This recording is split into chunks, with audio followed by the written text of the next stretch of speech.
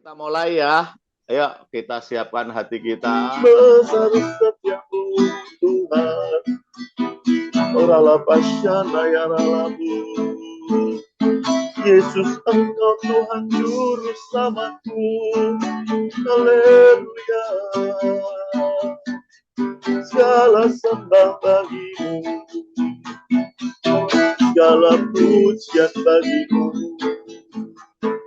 Haleluya. Mari kita angkat hati kita. Kita menyembah Tuhan. Oh, rapata kaya rala basyana ya rala barala. Orala barala barala barala barala barala basyanti. Orala ya rala barala barala barala barala barala basana ya rala barala barala barala barala.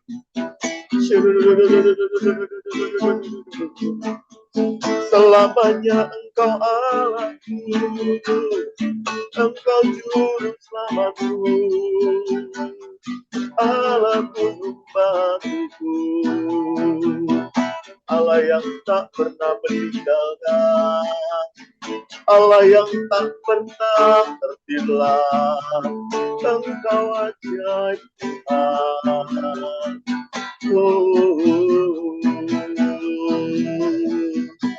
Shirala barala barala barala barala barala barala barala barala pasyanti.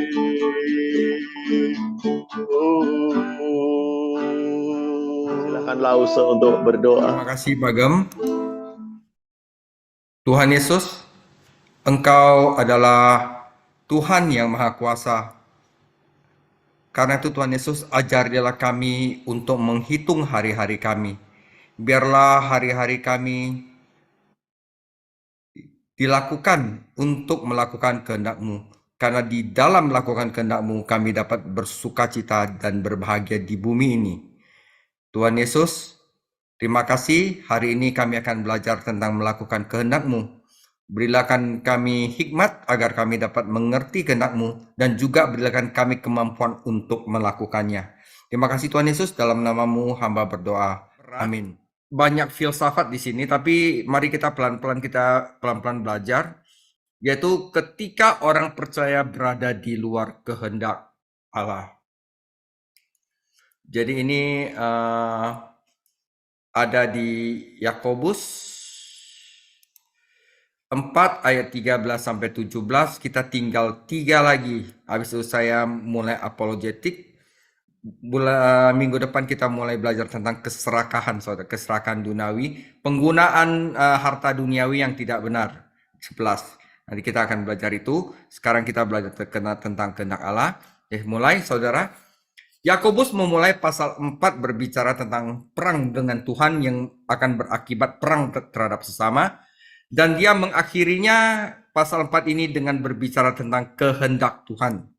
Namun kedua tema yang ini terkait, saudara. Jadi ketika seorang beriman berada di luar kehendak Allah, dia menjadi pembuat onar dan bukan pembawa damai. Jadi orang yang berada di luar kehendak Allah, udah pasti dia itu akan bikin ribut, saudara. Lot pindah ke Sodom, bukan kehendak Allah, dan membawa masalah bagi keluarganya. Daud melakukan perzinahan dan membawa masalah bagi keluarganya dan kerajaannya. Yunus tidak menaati Tuhan dan hampir mengirim sekapal pelaut kafir ke kuburan air. Seluruh kapal itu hampir tenggelam dan mematikannya. Dalam setiap kasus ada sikap yang salah terhadap kehendak Tuhan. Bahwa Tuhan akan memiliki rencana untuk setiap hidup kita adalah kebenaran yang jelas. Ya saudara, Tuhan itu pasti memiliki rencana untuk kita di setiap hidup kita adalah jelas, saudara. Dia adalah Allah yang penuh hikmat dan tahu apa yang harus terjadi dan kapan itu harus terjadi. Dan sebagai anak Allah yang pengasih, dia pasti menginginkan yang terbaik bagi anak-anaknya. Nah, saudara, tempat yang paling aman adalah di dalam kehendak Tuhan.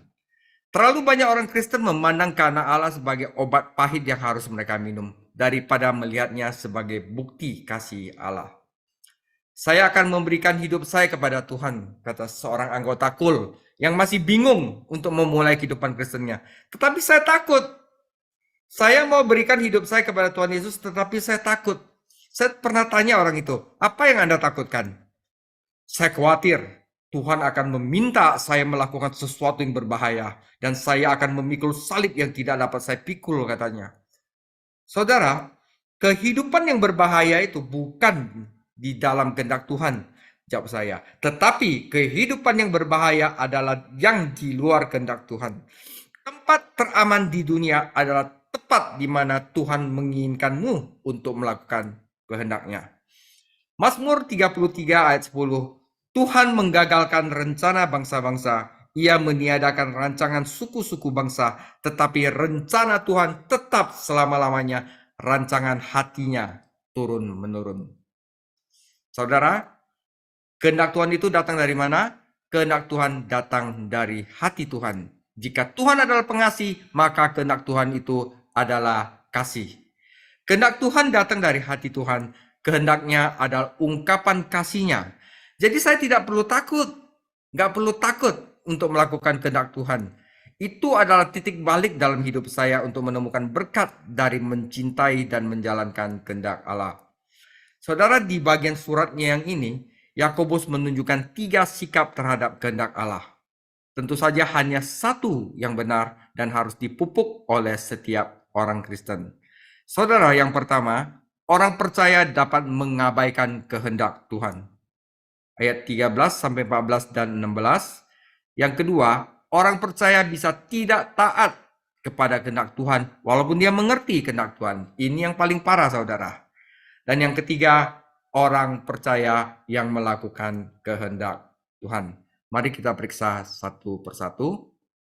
Yakobus 4 ayat 13-17. Ayat 13.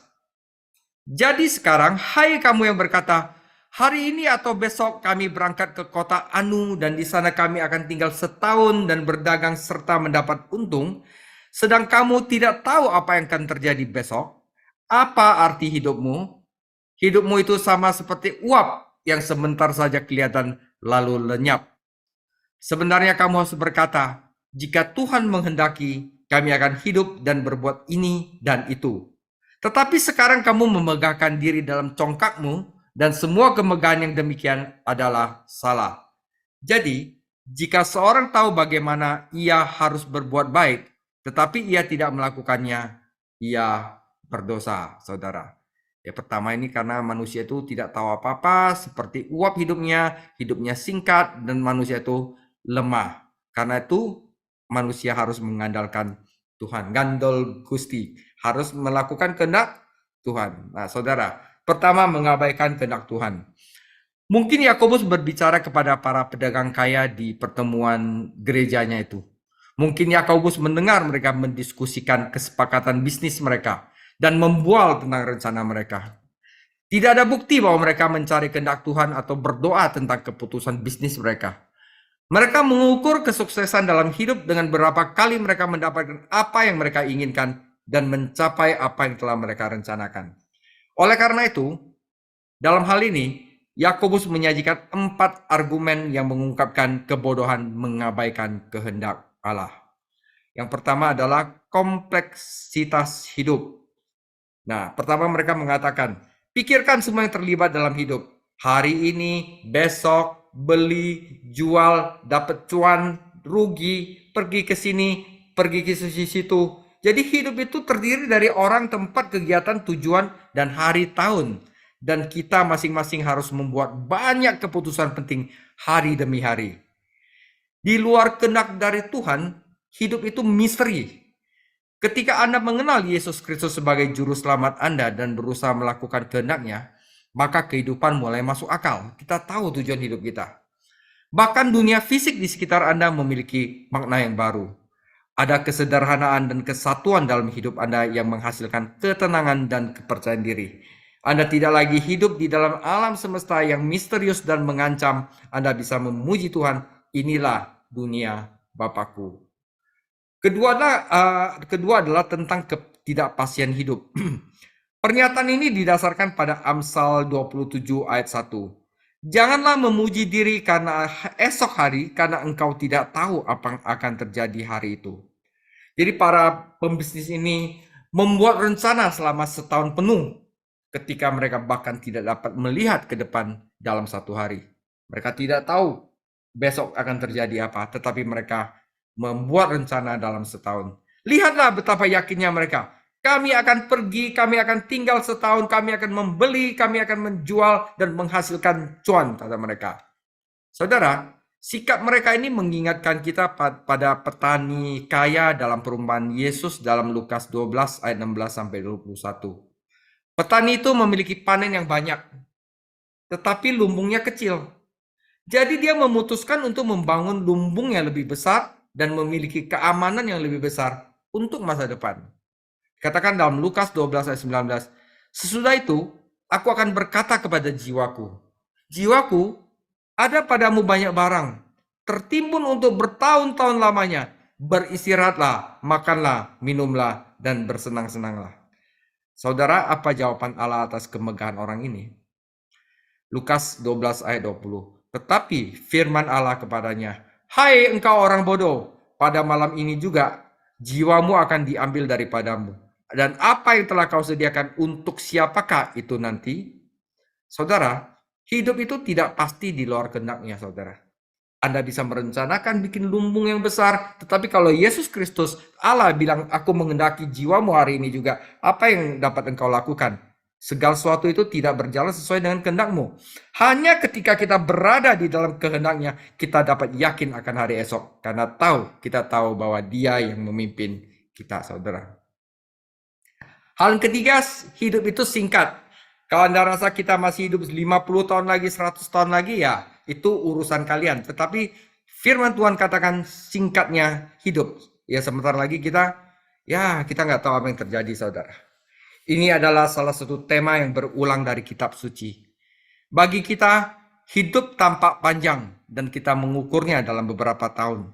Tetapi dibandingkan dengan keabadian, kekekalan, hidup itu hanyalah uap, saudara.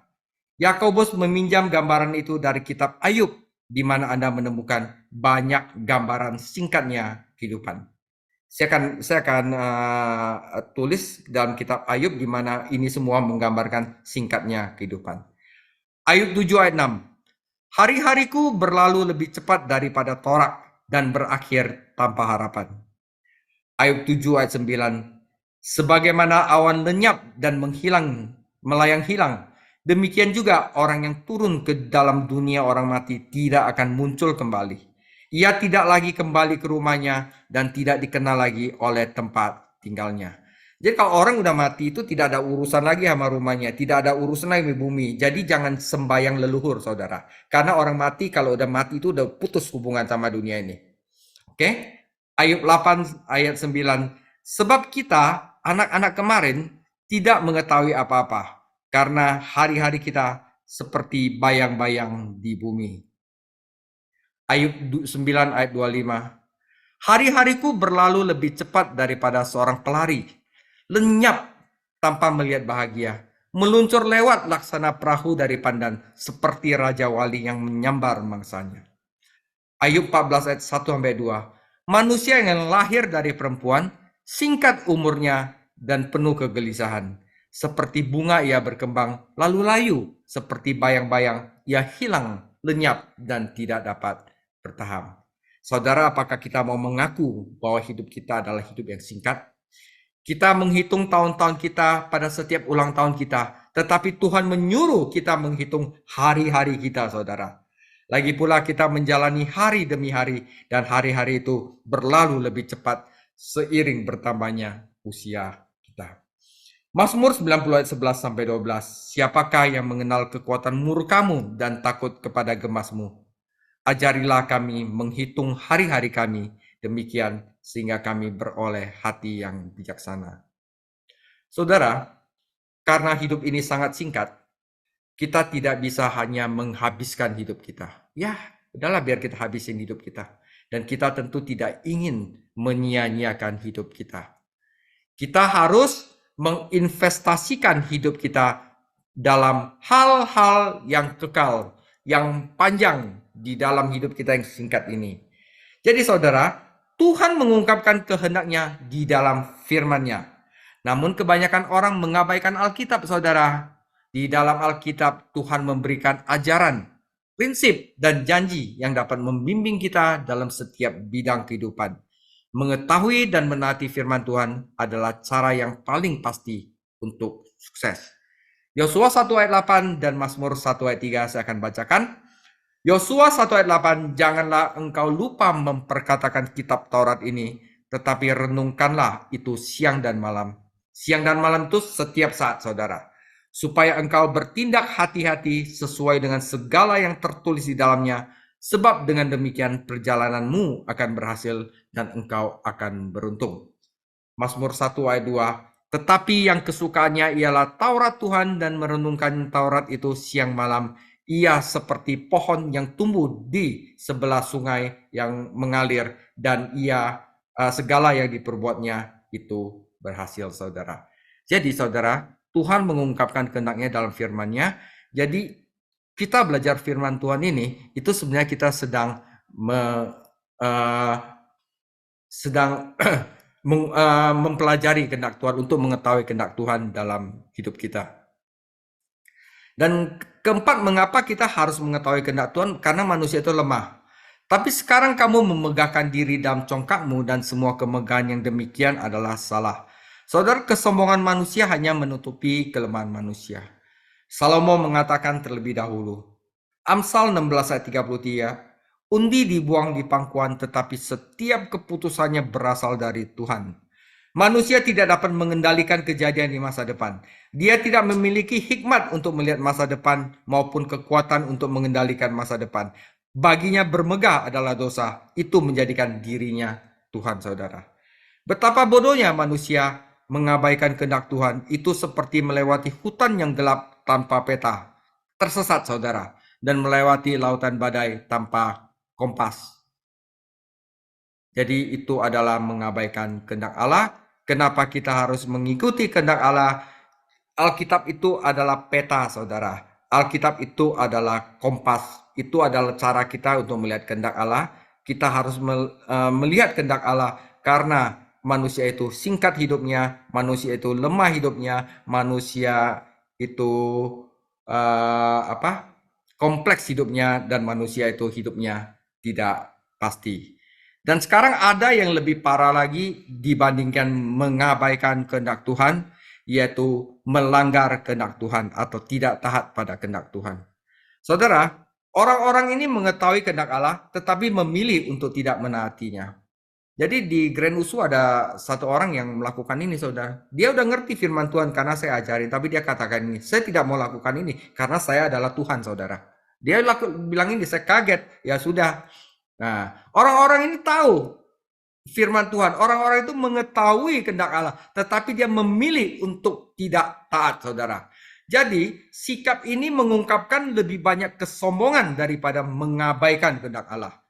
Melanggar kehendak Allah itu lebih sombong daripada mengabaikan kehendak Allah. Karena orang-orang tersebut ini berkata kepada Tuhan, saya tahu apa yang engkau ingin saya lakukan, tetapi saya memilih untuk tidak melakukannya. Saya benar-benar tahu lebih banyak tentang ini daripada engkau, Tuhan. Nah, ini orang-orang ini seakan-akan di dalam hatinya berkata dengan demikian. Nah, di dalam 2 Petrus 2 ayat 21 dikatakan, karena itu bagi mereka adalah lebih baik jika mereka tidak pernah mengenal jalan kebenaran daripada mengenalnya, tetapi kemudian berbalik dari perintah kudus yang disampaikan kepada mereka. Saudara, mengapa orang mengetahui kehendak Tuhan dengan sengaja tidak menaatinya?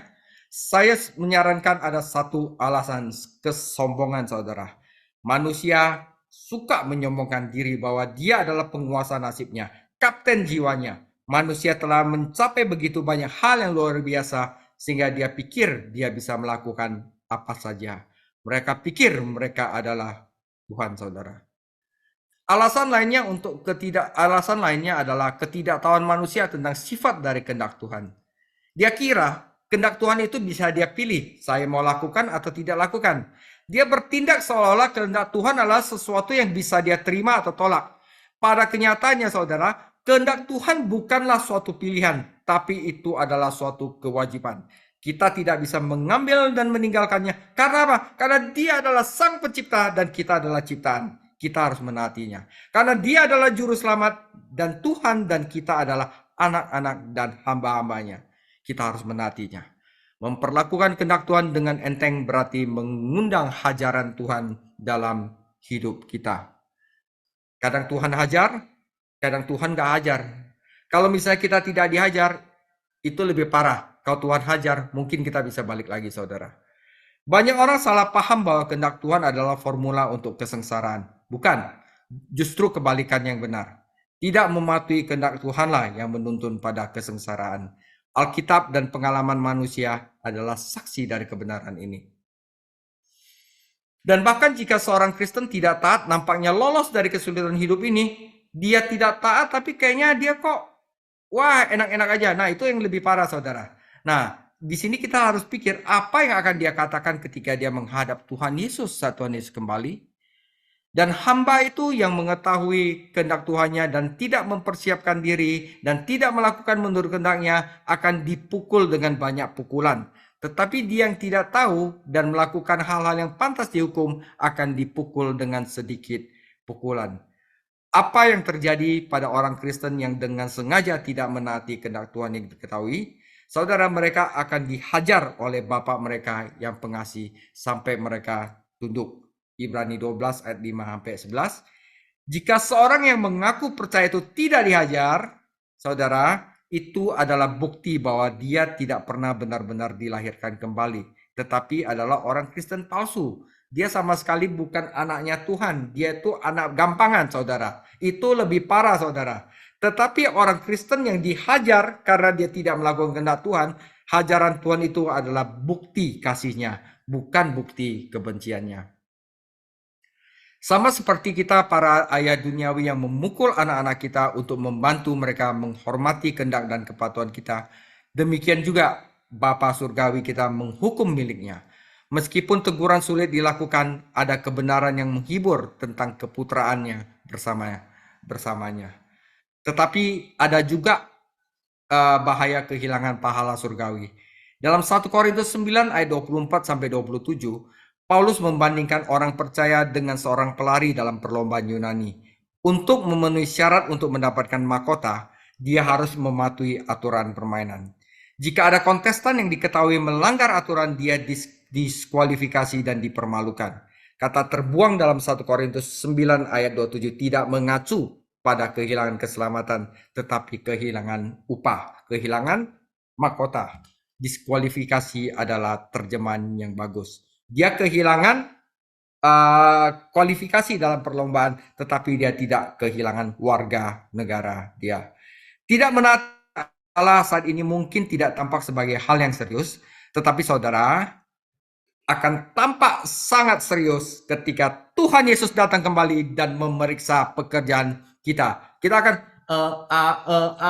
apa yang Anda lakukan terhadap saya, kata Tuhan Yesus. Apa ya Tuhan Yesus? Dia tidak bisa jawab dan akhirnya dia malu pada saat Tuhan Yesus datang kembali. Saudara, hal yang ketiga adalah yang harus kita lakukan, yaitu menaati kehendak Allah. Saudara, jika Tuhan menghendaki, bukan hanya pernyataan di bibir orang percaya, tetapi itu juga adalah sikap hati yang konstan dan juga hal yang dilakukan oleh Tuhan Yesus. Tuhan Yesus mengatakan, makananku adalah melakukan kehendak Dia yang mengutus aku dan menyelesaikan pekerjaanku. Jadi Tuhan Yesus mengatakan bahwa apa yang dilakukan adalah menyelesaikan kehendak Allah yang mengutus Dia, dan aku datang untuk menyelesaikan pekerjaannya. Itulah yang harus kita lakukan. Makananku adalah melakukan kehendak Tuhan Yesus yang telah berkorban demi aku dan menyelesaikan pekerjaanku. Nah, itu dia. Jadi seringkali dalam surat-suratnya Paulus mengacu pada kehendak Allah saat dia membagikan rencananya dengan teman-temannya. Paulus tidak menganggap kehendak Tuhan sebagai rantai yang bikin beban kita, saudara, membelenggu diri. Sebaliknya itu adalah kunci untuk membuka dan membebaskannya. Segala sesuatu di alam semesta ini beroperasi sesuai dengan hukum. Jika kita bersama dengan hukum ini dan mematuhinya, maka alam semesta akan bekerja dengan kita. Tetapi jika kita melawan hukum ini dan tidak mematuhinya, alam semesta akan bekerja melawan kita. Dengan kata lain, dimuntahkan penduduknya. Allah memuntahkan penduduknya kalau kita tidak berjalan sesuai dengan apa yang Tuhan Yesus lakukan kepada kita. Misalnya, undang-undang tertentu mengatur penerbangan. Ya, insinyur yang mematuhi hukum-hukum itu dalam merancang dan membangun pesawat, dan pilot yang mematuhi hukum itu dalam menerbangkan pesawat akan senang melihat mesin hebat beroperasi dengan sempurna. Tetapi jika mereka tidak mematuhi hukum dasar yang mengatur penerbangan, akibatnya adalah kecelakaan dan hilangnya nyawa dan uang. Kehendak Tuhan bagi hidup kita sebanding dengan hukum yang Dia bangun di alam semesta. Dengan pengecualian ini, hukum itu bersifat umum, mengasihi, Anda harus mengasihi sesama, ya, mengasihi Tuhan. Tetapi kehendak yang direncanakan bagi hidup kita itu dirancang khusus untuk kita. David, engkau harus mengajar dan membagikan firman Tuhan, karena apa yang telah engkau diberikan, engkau harus memberikan kepada orang lain. Nah, tidak ada dua kehidupan yang direncanakan menurut pola yang sama. Yang pasti, ada beberapa hal yang harus benar dari orang Kristen adalah kehendak Allah agar kita menyerahkan diri kepadanya. Setiap orang Kristen itu harus bersukacita, berdoa, dan bersyukur kepada Tuhan Yesus. Setiap perintah dalam Alkitab yang ditujukan kepada orang percaya adalah bagian dari kehendak Tuhan dan harus dipatuhi. Jadi setiap perintah dalam Alkitab itu adalah bagian dari kehendak Tuhan. Itu bersifat umum. Setiap orang Kristen harus melakukannya. Tetapi ada juga kehendak Allah yang khusus yang diberikan kepada setiap orang percaya. Tetapi Tuhan tidak memanggil kita masing-masing untuk melakukan pekerjaan yang sama dalam hidup ini, atau menggunakan karunia dan pelayanan yang sama. Kita dibuat khusus untuk kita masing-masing. Jadi kalau Anda dibuat untuk melayani dan menggembalakan, yaitu adalah kehendak Tuhan yang dibuat khusus bagi Anda. Kalau saya disuruh untuk ngajar, untuk lakukan ini, adalah saya dibuat khusus untuk ini, saudara. Jadi adalah penting bahwa kita memiliki sikap yang benar terhadap kehendak Allah. Beberapa orang mengira kehendak Tuhan adalah mesin yang dingin dan impersonal. Tuhan yang memulainya dan terserah pada kita untuk menjaganya tetap berfungsi dengan lancar. Jika kita tidak menaatinya dalam beberapa hal, mesin akan berhenti bekerja dan kita akan berada di luar kehendak Tuhan selama hidup kita. Saudara, seperti perumpamaan talenta, saudara. Kalau kita diberikan talenta, kita menguburnya, suatu hari Tuhan udah kesel, Dia ambil talenta kita berikan kepada orang lain, maka kita akan berada di luar kehendak Tuhan selama hidup kita, dan itu artinya adalah sengsara. Jadi kehendak Tuhan bukanlah mesin yang dingin dan impersonal, saudara. Anda tidak menentukan kehendak Tuhan dengan cara mekanis seperti mengeluarkan minuman ringan dari penjual mesin otomatis. Kehendak Allah adalah hubungan yang hidup antara Allah dengan orang percaya. Hubungan ini tidak akan hancur ketika orang percaya tidak taat, karena Bapa itu masih berurusan dengan anaknya sekalipun dia harus menghajar. Jadi daripada memandang kehendak Tuhan sebagai mesin yang dingin dan impersonal, saya lebih suka melihatnya sebagai tubuh yang hangat, tumbuh dan hidup.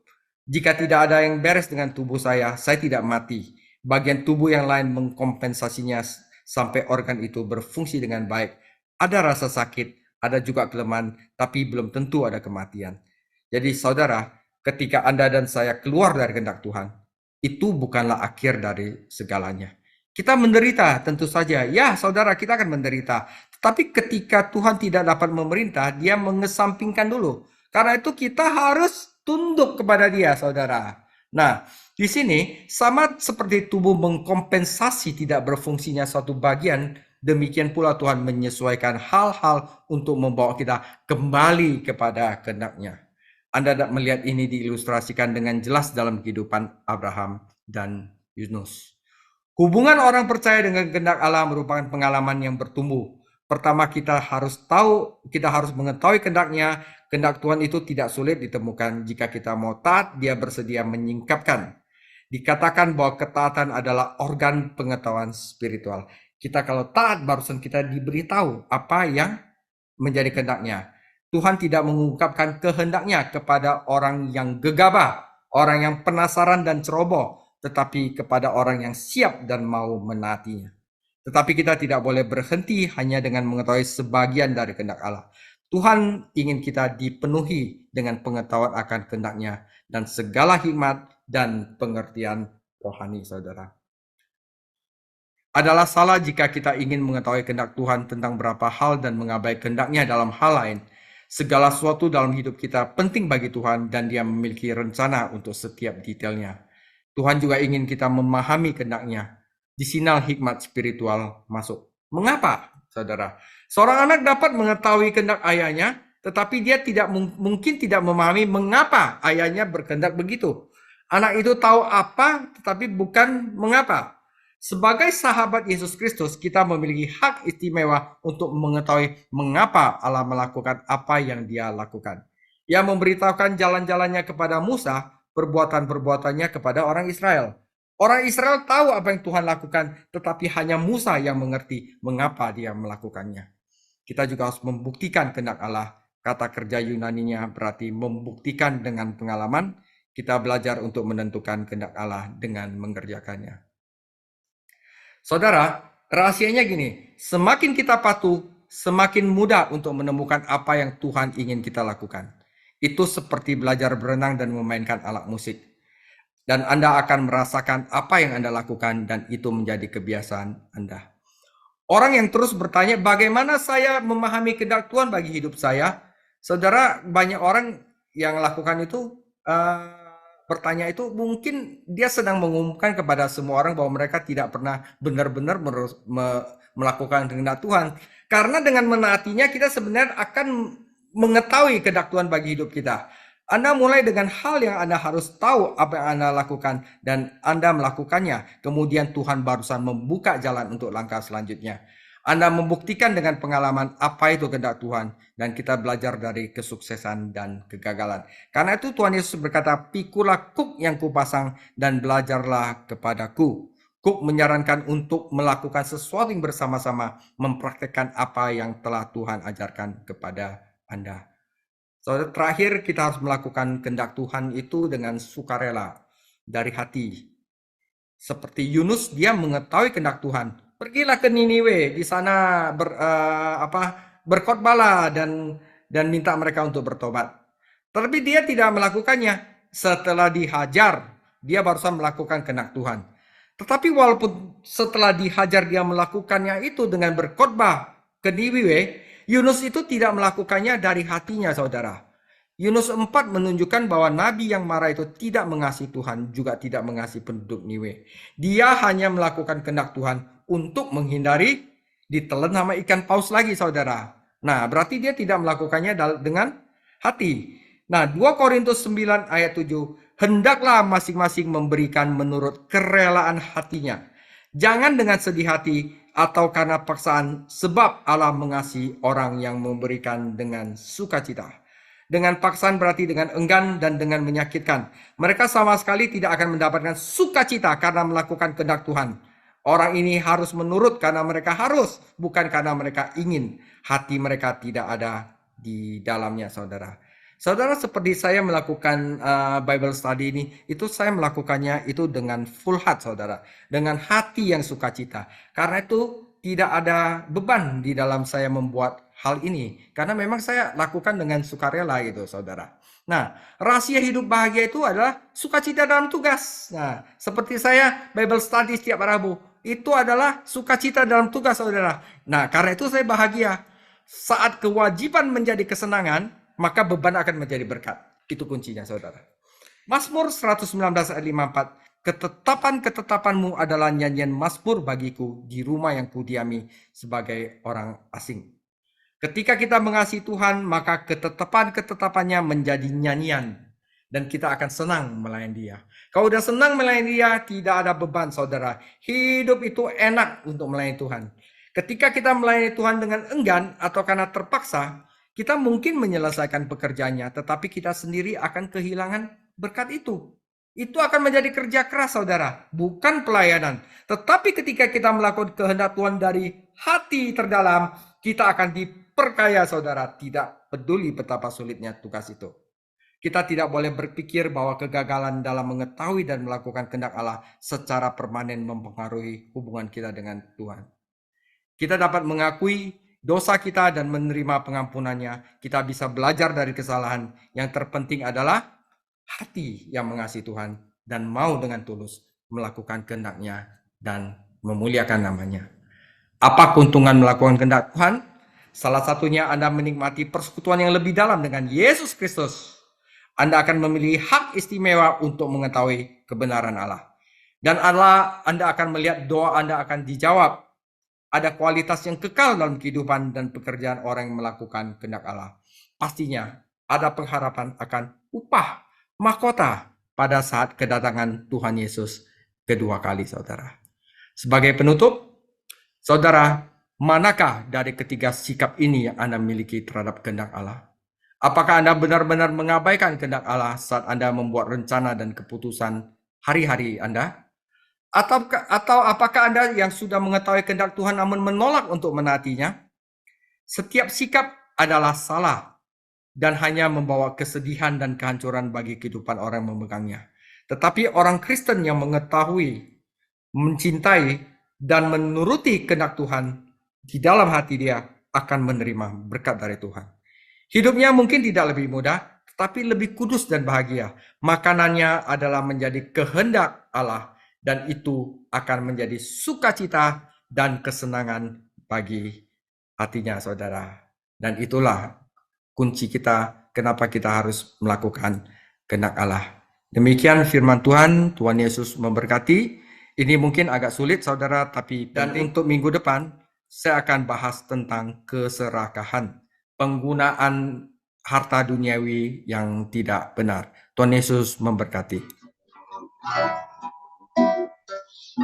Orala yarala barala barala barala barala barala barala.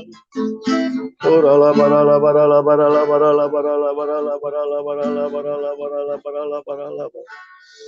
Shirala barala barala barala barala barala.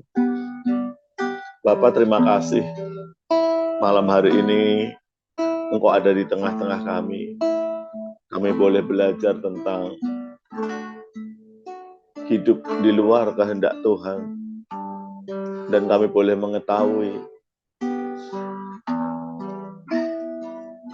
biar kami boleh membawa hidup kami untuk melakukan kehendak Tuhan di waktu yang singkat ini. Terima kasih Tuhan, terima kasih Roh Kudus. Terus Engkau menuntun setiap kami. Orala bata kaya rala barala barala barala pasirala barala barala barala. Terima kasih, terima kasih, terima kasih. Engkau memberkati setiap kami malam hari ini. Roh Kudus, jamah-jamah, pelawak-pelawak. Berkat-Mu turun atas setiap kami. Terima kasih, bukan dengan kekuatan kami, tapi semuanya karena kasih karunia-Mu. Terima kasih, terima kasih. Biar terus kami menjadi orang-orang yang setia, orang-orang yang dengan sukarela melakukan kehendak Tuhan dalam kehidupan ini. Dan terus Engkau memperkokoh, memperkuat panggilan-Mu dalam kehidupan kami. Biar setiap kami tahu persis tujuan, rencana Tuhan dalam kehidupan setiap kami. Terima kasih Roh Kudus, Engkau terus berkarya, Engkau terus bekerja, Engkau menuntun, Engkau menunjukkan jalan, menunjukkan arah kepada setiap kami. Untuk hidup kami senantiasa menyenangkan hati Tuhan. Terima kasih, terima kasih. Orala bata kaya rala barala. Terima kasih. Dan Bapa, kami juga berdoa untuk Lause malam hari ini. Tuhan, Kau memberkati hamba-Mu ini berlimpah-limpah. Tuhan buat berhasil dan beruntung Pak David dalam segala pekerjaannya. Tuhan tambahkan hikmat, marifat-Mu, hal-hal yang tersembunyi dalam firman-Mu, untuk Pak David boleh mengajar banyak orang dalam kehidupannya. Terima kasih, Tuhan, berkat-Mu turun atas keluarga, atas pekerjaannya, atas pelayanannya. Engkau terus menyertai, Tuhan, pakai dengan dahsyat, dengan luar biasa hamba-Mu ini. Terima kasih Bapa, terima kasih. Terima kasih. Dan kalau sebentar kami mau akhiri Bible study kami malam hari ini, mari Engkau memberkati setiap kami berlimpah-limpah. Mari Bapak Ibu Saudara yang kasih Tuhan Yesus Kristus, angkat kedua tangan di hadapan Tuhan. Kekasih-kekasih Kristus, kita akhiri Bible study kita malam hari ini. Terimalah berkat yang berlimpah-limpah dari Allah Bapa kita di surga. anugerah yang sempurna di dalam anaknya Tuhan Yesus Kristus, dan persekutuan yang erat Roh Kudus menyertai-Mu dari saat ini sampai Maranatha. Terima kasih Tuhan, juga kami berdoa untuk Ko Asyung yang hari ini boleh berulang tahun. Kami arahkan tangan kami, dan Tuhan, berkat-Mu turun secara khusus atas Ko Asyung. Berkati Ko Asyung, berkati. Kesehatannya Tuhan berkati, kehidupannya Tuhan berkati. Tuhan, Engkau mengangkat Ko Asyung dengan tangan-Mu yang kuat, biar dimanapun Ko Asyung menjadi terang, menjadi garam ya Tuhan, menjadi berkat bagi banyak orang. Terima kasih Tuhan, terima kasih. Kami serahkan Ko Asyung ke dalam tangan kasih karunia-Mu, dan di dalam nama Tuhan Yesus kami pasang doa kami. Haleluya. Amin.